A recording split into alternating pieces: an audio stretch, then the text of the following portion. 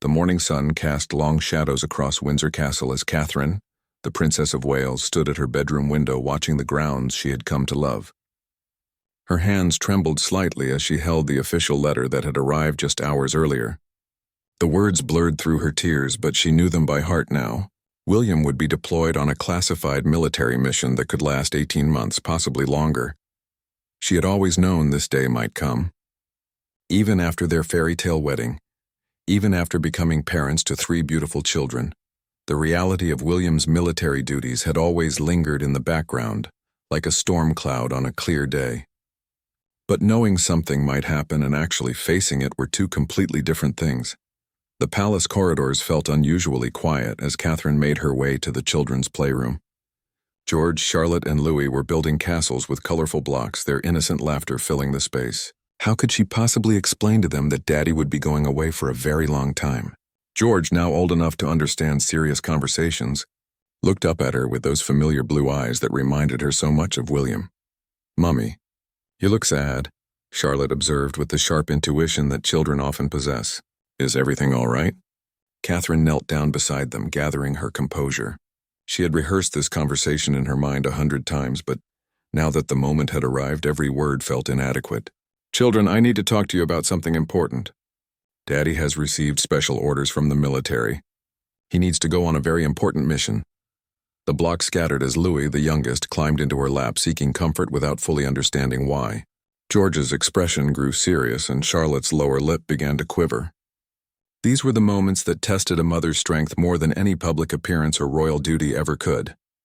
Meanwhile, in his private study, William stared at the same orders that had shaken his wife. The mission details were classified, but he knew it would take him to one of the world's most dangerous regions. As a trained military pilot, he understood the risks involved. What tormented him wasn't the danger to himself, but the pain he would cause his family by leaving. His phone buzzed with a text from his private secretary, reminding him of the day's scheduled appearances. The irony wasn't lost on him that he would spend his last day at home fulfilling public duties, smiling and waving, while his heart was breaking at the thought of saying goodbye to everything he held dear. The couple had always prided themselves on maintaining as normal a family life as possible, despite their royal status. They cooked meals together, helped with homework, and attended school events just like any other parents. Now that carefully constructed normalcy was about to be shattered by circumstances beyond their control. As evening approached, the family gathered in their private sitting room. The children sensed the gravity of the situation, sitting closer to their parents than usual. William cleared his throat, his voice catching slightly as he began to speak. "You know how sometimes I have to travel for work? Well, this time I have to go somewhere very far away for quite a long time." George, wise beyond his years, asked the question that Catherine had been dreading. "How long is quite a long time, Papa?" William exchanged a glance with his wife before answering. "It might be more than a year, son, but I want you to know that even though I'll be far away, I'll think about you every single day, and Mummy will take very good care of you." The room fell silent except for the soft ticking of an antique clock. Charlotte crawled into William's lap, wrapping her small arms around his neck. "I don't want you to go, Papa. Can't someone else do the important work?" These were the words that nearly broke William's composure entirely.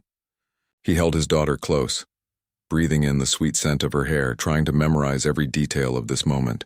"Sometimes, darling, when we have special training and skills, we have to use them to help keep people safe.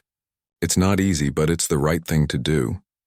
Catherine watched her husband struggle with the weight of duty versus desire, the same internal battle that had defined their entire relationship. From their university days to their engagement, from their wedding to parenthood, they had always known that service to the country would sometimes demand sacrifices. But knowing and experiencing were vastly different things. As bedtime approached, both parents tucked each child in with extra care, extra stories, and extra kisses. The simple bedtime routine took twice as long as usual, as if stretching time could somehow postpone the inevitable farewell that awaited them. Later that night, as Catherine and William lay in bed unable to sleep, they talked quietly about practical matters, how she would handle the children's questions in his absence, how they would maintain communication despite security restrictions, and how they would prepare the children for the possibility that his return might be delayed. But beneath these practical conversations lay deeper fears that neither wanted to voice aloud. What if something happened to him? What if the children forgot the sound of his voice? What if the distance proved too difficult to bridge? These unspoken worries hung heavy in the air between them, making sleep impossible. The night passed slowly, each hour bringing them closer to a goodbye that would test the very foundations of their love and commitment. Tomorrow would bring the formal farewell, but tonight was theirs alone, a precious gift of time before duty would pull them apart. Dawn broke gray and misty over London, matching the somber mood that had settled over Kensington Palace. Catherine had barely slept, spending most of the night memorizing the rhythm of William's breathing beside her, knowing it would be many months before she heard it again. When morning finally arrived, she slipped quietly from bed and made her way to the kitchen, needing the familiar comfort of routine. As she prepared breakfast, her hands moved automatically through motions she had performed countless times before. But today everything felt different. The simple act of making William's favorite coffee, knowing it would be the last time for so long, brought fresh tears to her eyes. She quickly wiped them away, determined to be strong for her family. The children appeared one by one, still in their pajamas, rubbing sleepy eyes. Louis toddled over to his mother, raising his arms to be picked up, blissfully unaware that this morning would mark a significant change in their lives. George and Charlotte, however, seemed to carry the weight of yesterday's conversation in their quiet demeanor. "Is today the day Papa goes away?" Charlotte asked softly, climbing onto her chair at the breakfast table. Catherine's heart clenched, but she managed to keep her voice steady. "Yes, sweetheart. But remember what we talked about? Papa will call us whenever he can, and we'll send him pictures and letters." William joined them shortly after, already dressed in his military uniform.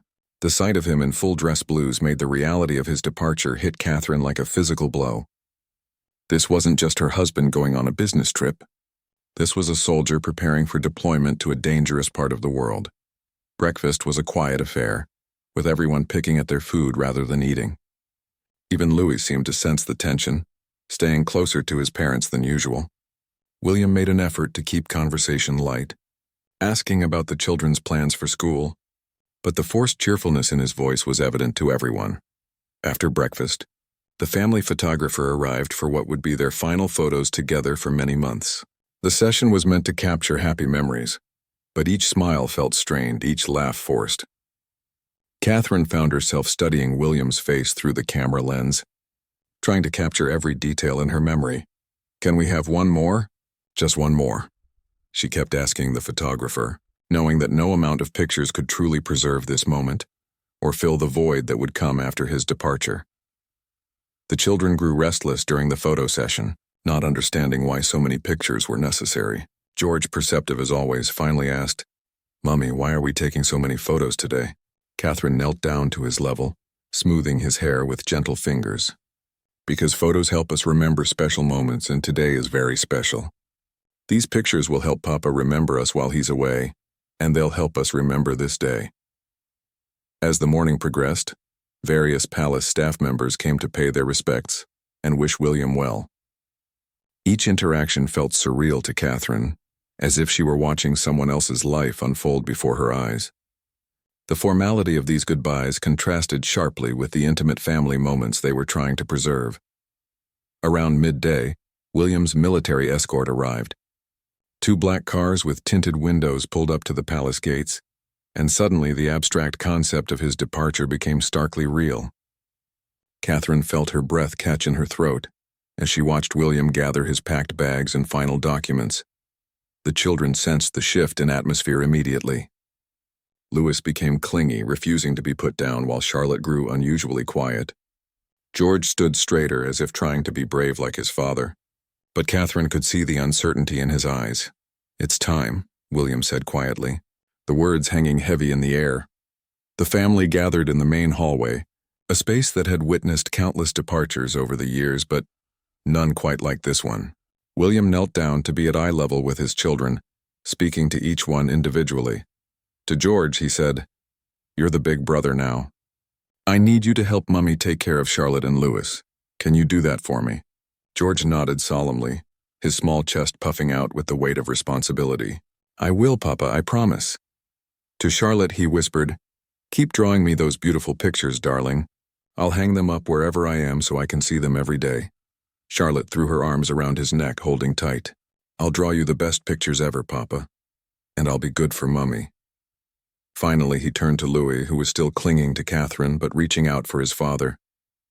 William gathered his youngest son in his arms, holding him close and whispering words of love that only the toddler could hear. The moment everyone had been dreading had finally arrived. William stood and faced Catherine, and for a moment they simply looked at each other, communicating volumes without saying a word. 20 years of shared history, 3 children, countless moments of joy and challenge, all condensed into this single moment of goodbye.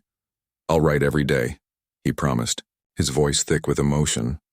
"I'll wait for every letter," she replied, fighting back tears. Their embrace lasted longer than any royal protocol would typically allow, but in this moment, they weren't the Prince and Princess of Wales. They were simply a husband and wife facing an uncertain separation, drawing strength from each other for what lay ahead. When they finally separated, Catherine had to physically stop herself from reaching for him again. The children gathered around their parents for one final family hug, a tangle of arms and whispered "I love yous" that would have to sustain them through the long months ahead. As William walked toward the door, each step echoing in the hallway, Catherine felt as though a piece of her heart was being torn away. She held the children close, all of them watching as their father, their husband, their anchor, walked out of their daily lives and into an uncertain future. The black cars disappeared through the palace gates, taking William away from everything he held dear. Catherine stood at the window long after the vehicles had vanished from sight, the children pressed against her sides, all of them staring at the empty driveway as if willing their husband and father to return. The silence that followed William's departure was deafening. The palace, usually filled with the sounds of family life, felt hollow and too large. Louis was the first to break, beginning to cry for Papa, while reaching toward the door where his father had disappeared. The sound of her youngest son's distress snapped Catherine out of her shocked stillness. "It's all right, my love," she whispered, scooping Louis into her arms and holding him close. "Papa had to go do his important work, but he loves us very much." But even as she spoke the comforting words, Catherine felt anything but all right. The magnitude of what lay ahead hit her like a wave. She would now be essentially a single mother to 3 young children, while maintaining all her royal duties and public appearances. The thought was overwhelming. Charlotte tugged at her mother's dress, looking up with confused eyes. "When will Papa come home, Mummy?" Catherine knelt down, still holding Louis, and gathered Charlotte close with her free arm. "We don't know exactly when, sweetheart, but it will be a long time. We're going to miss him very much, but we're going to be brave and take care of each other." George, trying to live up to his promise to his father, stepped closer and patted his mother's shoulder awkwardly. "Don't be sad, Mummy, I'll help you."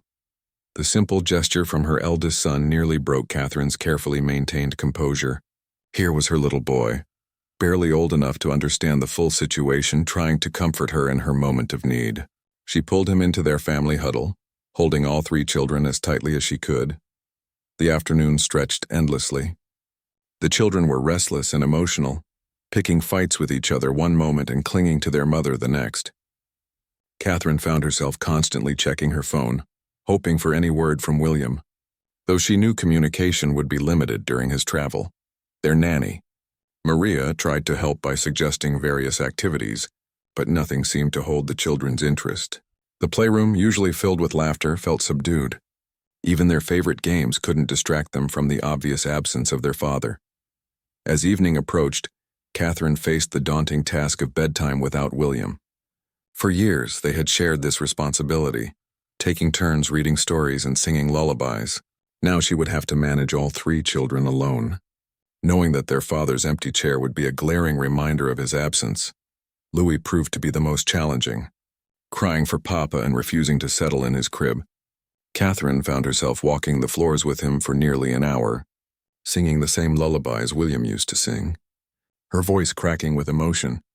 Charlotte, usually independent at bedtime, suddenly needed extra comfort and attention. She asked for 3 different stories, 2 glasses of water, and multiple hugs, clearly trying to delay being left alone with her thoughts about her father's absence. George, true to his promise to be helpful, tried to comfort his siblings, but Catherine could see the confusion and sadness in his eyes. When she finally tucked him in, he asked quietly, "Mummy, are you scared without Papa here?" The question caught Catherine off guard. She had been so focused on comforting the children that she hadn't acknowledged her own fears. "Sometimes it's normal to feel scared when someone we love goes away," she answered honestly. "But we have each other, and that makes us strong." "I'm a little scared too," George admitted, his voice barely above a whisper. Catherine sat on the edge of his bed and took his small hand in hers. "It's okay to feel scared, darling. Even grown-ups feel scared sometimes. But you know what? When we feel scared, we can talk about it, and that helps make the scary feelings smaller." After the children were finally asleep, Catherine made her way to her empty bedroom. The space felt enormous without William's presence. His pillow still held the faint scent of his cologne, and his reading glasses sat on the nightstand exactly where he had left them the night before. She picked up the glasses, holding them carefully as tears finally flowed freely. For the first time all day, she allowed herself to truly feel the depth of her loss. William wasn't just her husband. He was her partner in everything, her sounding board, her source of strength during difficult times. Now she would have to navigate the challenges of royal life and motherhood without him by her side. Her phone buzzed with a text message from her sister Pippa, asking how she was holding up. Catherine stared at the message for a long time before typing back, taking it one moment at a time. The response felt inadequate, but it was the most honest thing she could say. She wasn't okay, and she wouldn't be okay for a very long time, but she would survive this for her children and for William, who needed to know that his family was strong enough to weather this separation. As she prepared for bed, Catherine made a mental list of the adjustments she would need to make. Morning routines would take longer without an extra pair of hands. Evening activities would need to be restructured. Most importantly, she would need to find ways to keep William present in their daily lives despite his physical absence. She decided to start a family journal, documenting their days so William could feel connected to their daily experiences when he returned. She would encourage the children to draw pictures and dictate letters. They would mark his location on a world map and learn about the places where he was serving. Before turning off the lights, Catherine walked through the house one more time, checking on each sleeping child. Their peaceful faces in the soft glow of nightlights reminded her of why this sacrifice was necessary. William was serving something larger than himself, protecting the very freedoms that allowed their children to sleep safely in their beds. But as she finally settled into her empty bed, Catherine couldn't help but wonder how many more nights like this lay ahead, and whether their love would be strong enough to bridge whatever distance and time would put between them. 3 weeks had passed since William's departure, and Catherine was beginning to understand the true meaning of resilience. The initial shock had given way to a grinding daily reality of managing everything alone. Each morning brought new challenges, from Louis's tantrums when he realized Papa wasn't coming down for breakfast, to Charlotte's sudden fear of sleeping alone, to George's attempts to be the man of the house at far too young an age. The public, meanwhile, remained largely unaware of the family's personal struggle. Catherine continued her royal engagements with practiced grace, smiling for cameras and engaging with well-wishers, while her heart ached with loneliness. The British press, respecting the sensitivity of military deployments, had agreed to limited coverage of William's absence, but Catherine could feel the curious eyes and whispered questions wherever she went. During a visit to a children's hospital, a young patient asked her, "Where's Prince William today?" The innocent question, asked with genuine curiosity, hit Catherine harder than she expected. She knelt down to the child's level, her training in public relations taking over even as her personal emotions threatened to overwhelm her. "He's working somewhere far away, helping to keep people safe," she explained gently, the same words she had used dozens of times with her own children. But later, in the car driving back to the palace, Catherine found herself staring out the window with tears threatening to fall. Her private secretary, sitting beside her, noticed her distress and quietly handed her a tissue without comment. These small acts of kindness from her staff had become lifelines during these difficult weeks. The evenings were the hardest. After the children were in bed and the palace grew quiet, Catherine was left alone with her thoughts and fears. She had started taking long walks through the palace gardens, needing the movement and fresh air to combat the anxiety that seemed to build up throughout each day. On this particular evening, as she walked among the rose bushes that were just beginning to bloom, her phone rang.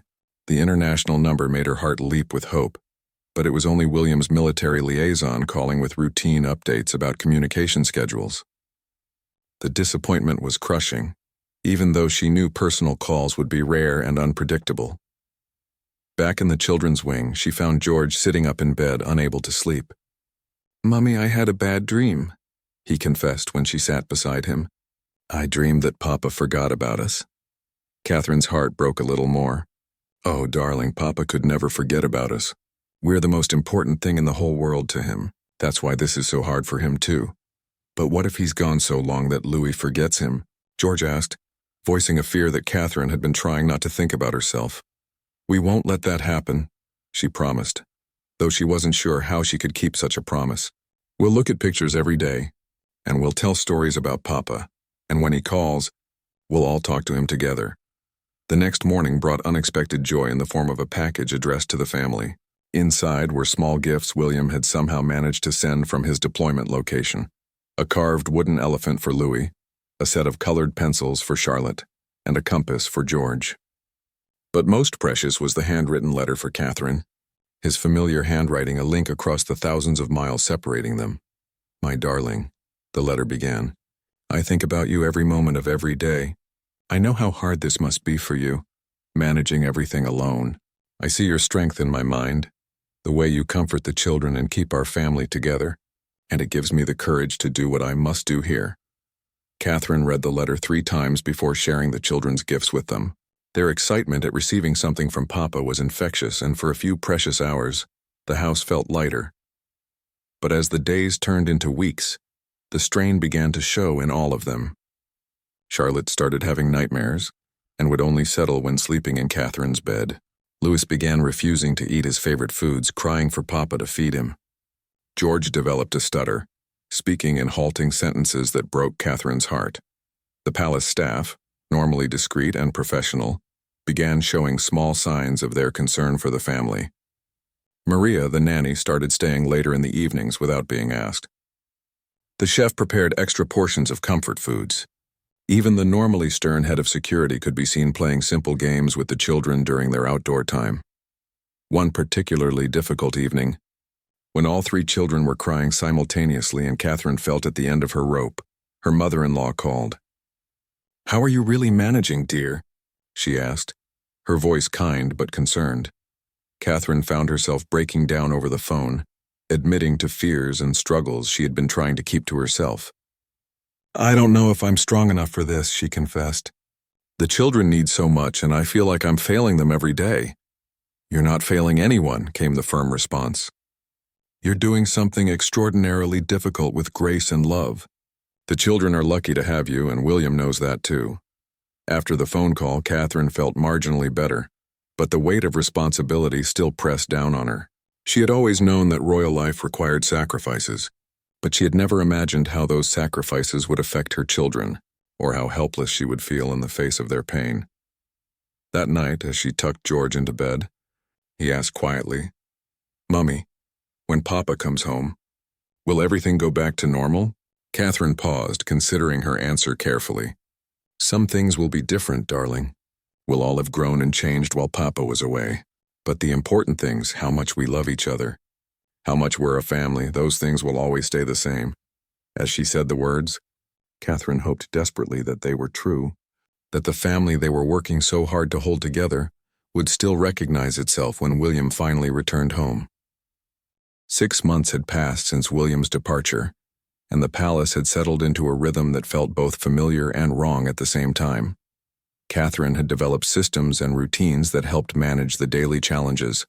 But underneath, the surface organization, everyone in the family was struggling with the prolonged separation. The first major milestone they faced without William was Charlotte's birthday. Catherine threw herself into planning a celebration that would distract from the obvious absence, organizing a small party with Charlotte's closest friends, and filling the day with activities and surprises. But when Charlotte blew out her candles, her wish was whispered so quietly that only Catherine heard it. "I wish Papa was here." The birthday photos, later released to the public, showed smiling faces and festive decorations, But they couldn't capture the empty chair that had been set hopefully at the table, or the way Charlotte kept looking toward the door as if expecting her father to walk through it with a belated birthday surprise. George had thrown himself into his studies with an intensity that worried Catherine. His teachers reported that he was excelling academically, but had become withdrawn from his classmates. When she asked him about it, he explained with heartbreaking maturity, "If I work really hard, maybe I can grow up faster and help you more, Mummy." Louis, now walking more confidently, had developed a habit of carrying around one of William's old sweaters. He would drag it everywhere, burying his face in it when he was tired or upset. The sight of her youngest child clinging to this remnant of his father's presence never failed to bring tears to Catherine's eyes. The communication with William had become both a blessing and a torment. His calls came at irregular intervals due to security protocols and time differences, often in the middle of the night or during school hours when the children couldn't speak with him immediately. When he did manage to reach them, the conversations were precious but heartbreakingly brief, interrupted by poor connections or sudden security concerns. During one particularly difficult call, Louis had refused to speak into the phone, running away when Catherine tried to encourage him to say hello to Papa. The 3-year-old couldn't understand why Papa was only a voice in a box instead of a person he could hug. William's voice had cracked with emotion as he heard his youngest son crying in the background. "He's forgotten me already, hasn't he?" William asked, the pain evident even through the static-filled connection. "No," Catherine assured him, though her own heart was breaking. "He's just confused. We look at your pictures every day and I tell him stories about you. He knows you love him." But privately, Catherine worried about the same thing. Louis had been so young when William left, and children's memories could be fleeting. She had started showing him videos on her phone of William playing with him, hoping to keep those memories alive until his father's return. The public appearances had become increasingly difficult for Catherine. Well-meaning people would ask about William, expressing their support for military families, but each conversation was a reminder of what she was missing. At a charity gala for military spouses, she met other women going through similar separations, and for the first time in months, she felt truly understood. "The hardest part," one woman confided, "is that everyone expects you to be grateful for the sacrifice, and you are, but you're also angry and sad and tired all the time. People don't know what to do with those complicated feelings." Catherine nodded, recognizing the truth in those words. She was proud of William's service, but she was also exhausted by the single-handed management of their family life. She was grateful for the support they received, but she was also resentful of the circumstances that had torn her family apart. Winter approached, bringing with it the dread of spending the holidays without William. The thought of Christmas morning without him seemed unbearable. The children had already started asking if Papa would be home for Christmas, and Catherine had to give vague answers because she simply didn't know. The uncertainty was perhaps the worst part of all. Military deployments could be extended without notice. Communication could be cut off for security reasons, and there was always the unspoken fear that something could go wrong. Catherine found herself checking news reports obsessively, searching for any mention of incidents in the region where William was stationed. One evening, as she was helping George with his homework, he asked, "Mummy, why did Papa have to go away? Couldn't someone else have done the job?" Catherine set down her pen and looked at her son's earnest face. "Sometimes, George, when people have special skills and training, they're asked to help in ways that others can't. Papa is very good at what he does, and that means sometimes he has to do difficult things to help keep people safe. But I need him too," George said simply. "Doesn't that matter?" The question cut straight to Catherine's heart, because it was the same one she asked herself every day. "Of course it matters, darling. Papa needs us too, and that's why this is so hard for him. But sometimes we have to do hard things because they're the right things to do." As autumn deepened into winter, Catherine realized she was facing her own transformation. The woman who had said goodbye to William 6 months ago was not the same person who now managed palace crises, comforted crying children in the middle of the night, and maintained a public face while privately grieving the temporary loss of her partner. She was stronger now, more independent, but also more aware of how much she had relied on William's presence and support. The experience was teaching her things about herself that she had never needed to know, revealing reserves of strength and resilience she hadn't known she possessed. But even as she grew stronger, the longing for William never diminished. Every sunset reminded her of evenings they had watched together. Every family meal highlighted his empty chair. Every milestone the children reached was tinged with sadness that he wasn't there to witness it. The approaching holiday season loomed large, threatening to be either a celebration of their enduring love or a painful reminder of everything they were missing. Catherine could only hope that somehow they would all find the strength to make it through, together, even while apart. December arrived with an unexpected gift, news that William would be able to make a brief video call on Christmas morning. The announcement came through official channels, and Catherine felt her heart soar for the first time in months. Finally, something to look forward to, a real Christmas present for all of them. She threw herself into Christmas preparations with renewed energy, decorating the palace with extra care and ensuring that everything would be perfect for William to see during their call. The children, sensing her improved mood, became more excited about the holiday than they had been since their father's departure. "Will Papa see our Christmas tree?" Charlotte asked as they hung ornaments together. "Yes, darling. And he'll see how beautiful you've made it," Catherine replied, her heart full of anticipation. George had been working on a special project for weeks, a handmade book filled with drawings and stories about everything that had happened while Papa was away. He planned to hold it up to the camera during their call, page by page, so William wouldn't miss any of their experiences. Even Louis seemed to understand that something special was happening. He helped hang low ornaments on the tree and clapped his hands whenever anyone mentioned Papa coming to see them, though he still couldn't quite grasp the concept of a video call. Christmas Eve arrived with unusual snow, blanketing the palace grounds in pristine white. Catherine stood at the window watching the snowflakes fall, remembering other Christmas Eves when she and William had stayed up late assembling toys and filling stockings together. Tonight she would do those tasks alone, but the knowledge that tomorrow would bring his face and voice made the solitary work feel less lonely. The children were almost too excited to sleep, not just because of Christmas, but because they would see Papa in the morning. Catherine found herself checking the time repeatedly, calculating what William might be doing at that very moment on the other side of the world. Christmas morning dawned bright and clear, the snow sparkling like diamonds in the sunshine. The children woke early as children do on Christmas, but this time their excitement had an extra dimension. They rushed through opening their presents, eager to get to the promised video call. At the appointed time, Catherine gathered the family in William's study, where his computer was set up and waiting. The children pressed close to her on the sofa, all of them staring at the blank screen with anticipation. When the connection finally came through and William's face appeared, the room erupted in joyful chaos. "Papa! Papa!" All three children shouted at once, reaching toward the screen as if they could somehow touch him through it. William's face lit up with a smile brighter than any Christmas light. "My beautiful family," he said, his voice thick with emotion. "You all look so big. Have you grown while I was away?" For 20 precious minutes they shared their Christmas morning across thousands of miles. The children took turns showing him their presents and telling him about their Christmas morning surprises. George proudly displayed his homemade book, reading each story aloud while holding the pages up to the camera. Charlotte performed a little dance she had learned at school, spinning and giggling when William clapped and cheered.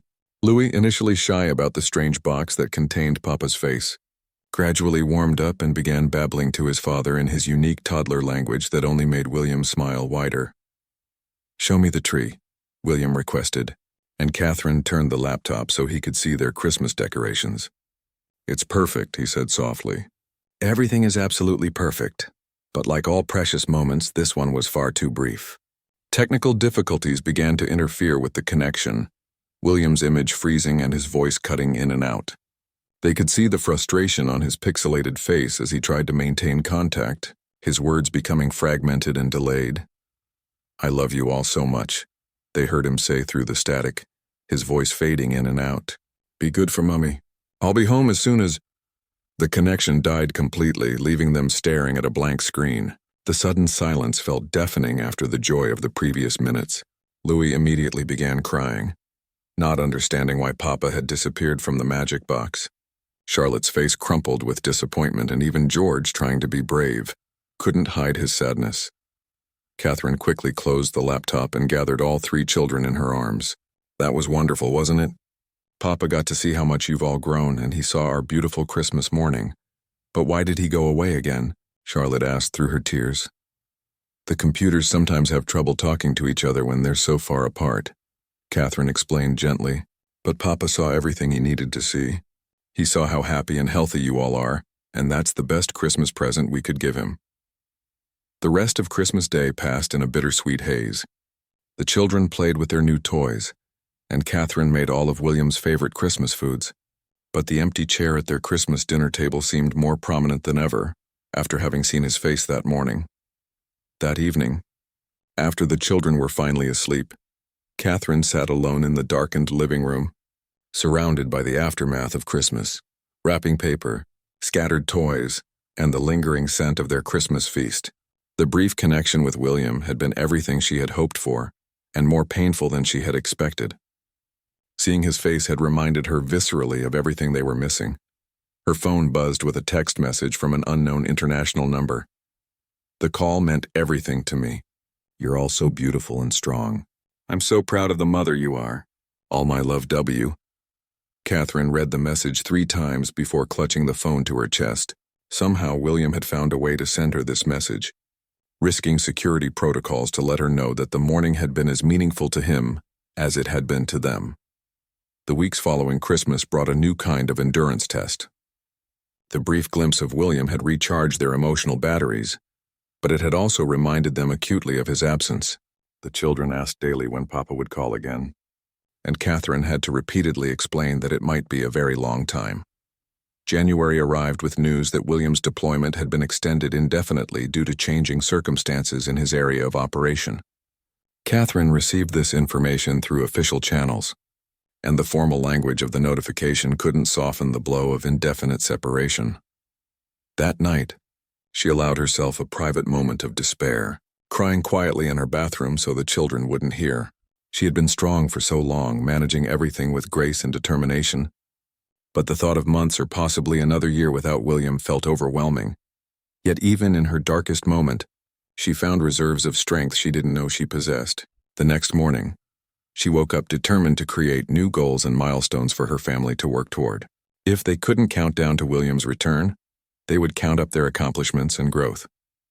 She started a family fitness challenge, encouraging the children to work toward physical goals. She enrolled them in new activities and classes, filling their time with positive experiences that would become happy memories. Most importantly, she began planning a surprise for William's eventual return, a garden renovation that would transform the space where they had said goodbye into something beautiful and new. The winter months stretched on, each day bringing small victories and minor setbacks. The children continued to grow and change, adapting to their new normal while never forgetting their absent father. Catherine learned to find joy in single moments: George's laughter during a bedtime story, Charlotte's proud smile after mastering a new skill, Louis's excited babbling when he discovered something new. By February, they had survived 8 months of separation, far longer than any of them had initially expected. The experience had changed them all, revealing strengths and creating bonds that might never have developed under normal circumstances. They had learned that love could survive distance, that families could remain connected across any gap, and that sometimes the most profound expressions of devotion required the greatest sacrifices. But even as they grew stronger and more resilient, the longing for William's return never diminished. Every sunset still reminded Catherine of the walks they used to take together. Every family milestone still highlighted his absence, and every night still ended with prayers for his safe and swift return to the family that loved him more than words could express. 14 months after William's departure, Catherine woke to an ordinary Tuesday morning that would prove to be anything but ordinary. She was helping Louis with his breakfast when her private secretary appeared in the kitchen doorway. Her face carefully controlled, but her eyes bright with barely contained excitement. "Ma'am, there's been a development regarding His Royal Highness," she said quietly, mindful of the children's presence. Catherine's heart began to race. In 14 months, she had learned to read the subtle signs in her staff's behavior, and something in her secretary's tone suggested this was good news, rather than the kind of news she had nightmares about. "Children, why don't you finish your breakfast while Mummy talks to Sarah for just a moment?" Catherine suggested, following her secretary into the adjacent morning room. "The deployment has been concluded successfully," Sarah said without preamble. "His Royal Highness will be returning home within the week. The exact date is still classified for security reasons, but preparations are already being made." Catherine felt her knees go weak. After all these months of uncertainty, of taking each day as it came without knowing when it would end, the news felt almost too good to believe. "Are you certain?" she whispered. "Completely certain, ma'am. The official notification came through this morning." Catherine sank into the nearest chair, overwhelmed by a flood of emotions she had been holding back for over a year. Relief, joy, excitement, and surprisingly anxiety all crashed over her at once. After so many months of adapting to William's absence, the prospect of his return brought its own challenges.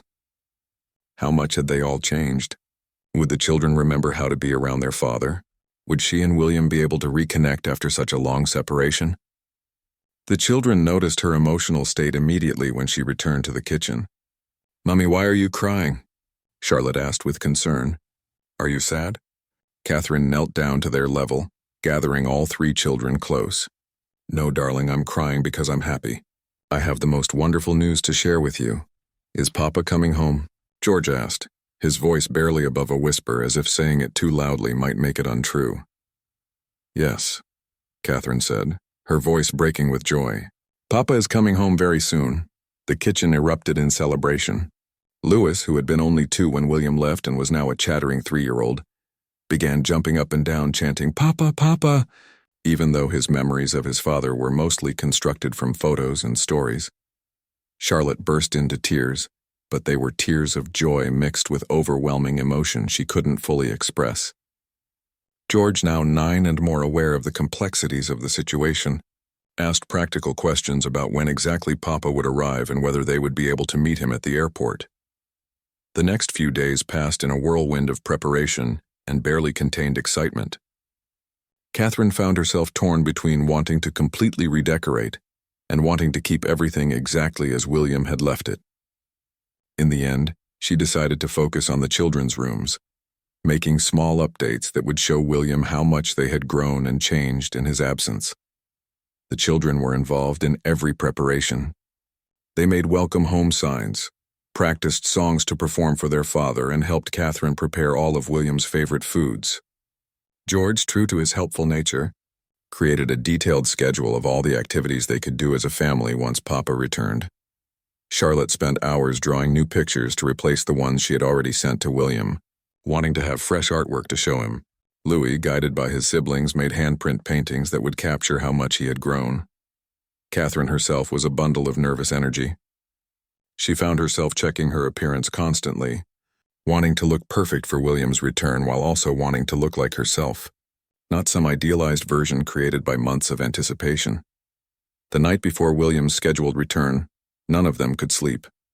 Catherine allowed the children to stay up later than usual, sensing that this was a moment that deserved to be fully experienced rather than managed according to normal routines.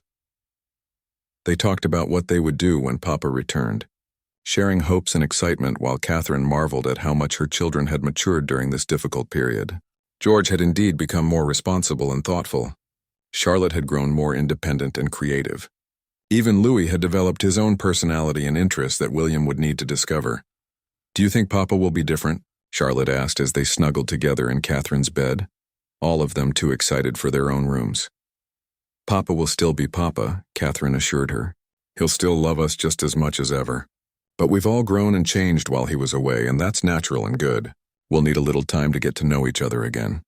The morning of William's return dawned gray and drizzly, but the weather couldn't dampen the family's excitement. They dressed carefully in clothes they had chosen specifically for this reunion, and Catherine found herself taking extra care with the children's hair and her own appearance, wanting everything to be perfect. The security arrangements meant they would meet William at a private location rather than a public airport. But Catherine had been given permission to bring the children for the reunion. As they traveled to the rendezvous point, the children pressed their faces to the car windows, chattering excitedly about seeing Papa again. When they finally arrived at the secure facility, Catherine felt her heart hammering in her chest. 14 months of separation, hundreds of letters and brief phone calls, countless nights of wondering and waiting, all leading to this moment.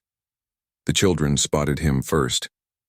Through the glass doors of the building, they could see William walking toward them in his dress uniform, looking thinner than when he had left, but unmistakably himself. Louis, who had been uncertain about this mysterious papa everyone talked about, suddenly seemed to recognize something fundamental and began reaching toward the approaching figure. When the doors finally opened and William stepped through, the reunion was everything Catherine had dreamed of and more overwhelming than she had expected. The children rushed to him immediately, and he dropped to his knees to gather them all in his arms at once, his face wet with tears of joy and relief.